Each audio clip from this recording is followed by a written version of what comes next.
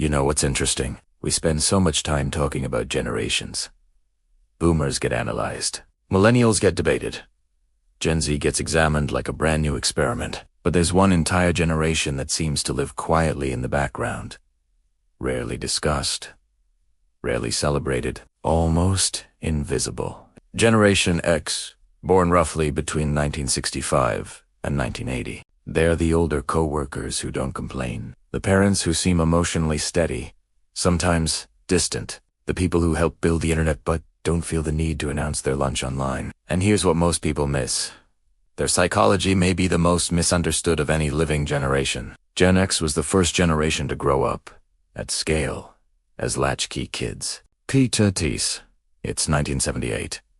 You're 8 years old. You come home from school to an empty house.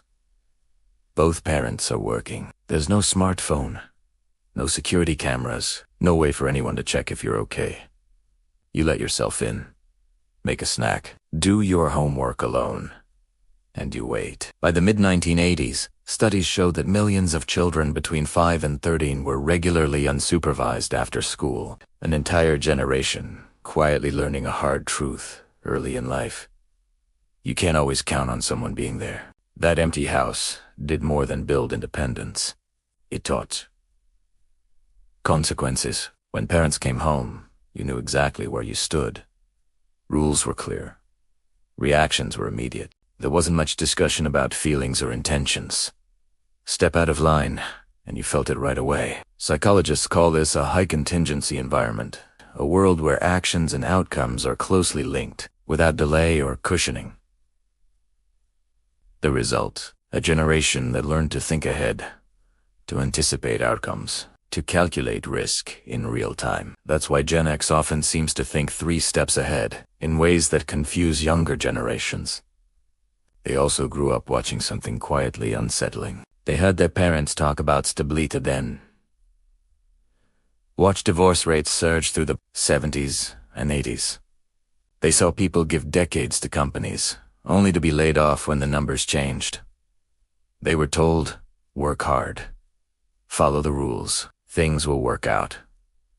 Then the rules changed. Psychologists might call it defensive pessimism. Gen X calls it realism. They're not cynical. Exactly. They're armored. They hope for good outcomes, but they expect the rug might get pulled out. Because often, that mindset explains something else people misunderstand.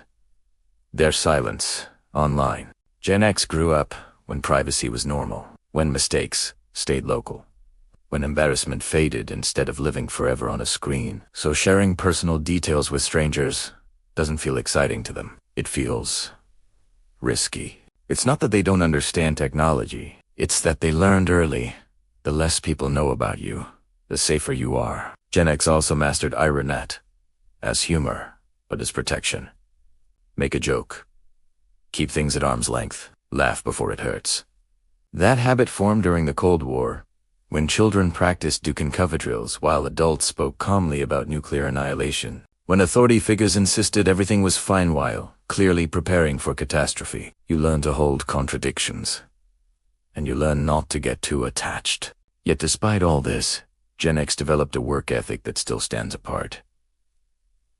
They don't talk about it. They don't post about it. They just work. Their first jobs came early and were very real. Paper routes at dawn.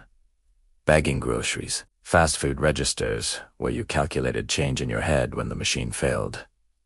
These warranty resume builders. They were introductions to responsibility. They watched corporate loyalty collapse in real time. So they never trusted institutions, but they trusted their own competence.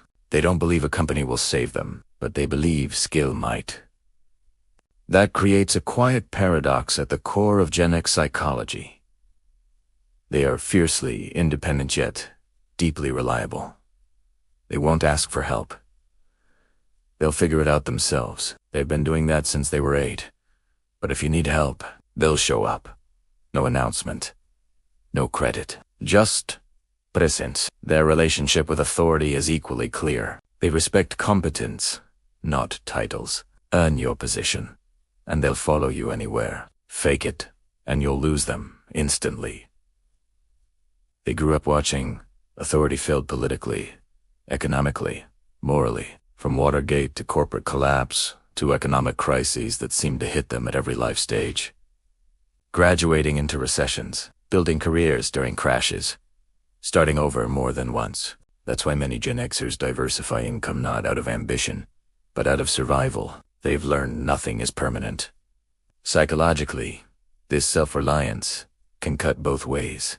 Gen X is excellent in crisis but often reluctant to lean on others. Research shows they seek social support less during stress, not because they lack relationships, but because asking feels like failure. They also learn differently. Before instant answers, information required effort. Libraries, card catalogs, trial and error. That effort created depth. Knowledge earned through friction tends to stay.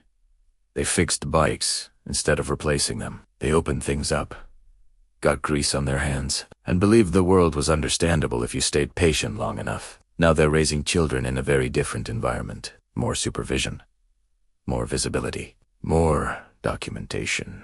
They gave their kids the attention they never had but sometimes worry that constant visibility creates fragility. Because to Gen X, being visible has always meant being vulnerable. The truth is this: Generation X may be the last generation to truly understand boredom, solitude, problem solving without searching the answer. They're not better than anyone else, just shaped by a narrow window in history when the old world was ending and the new one had fully arrived.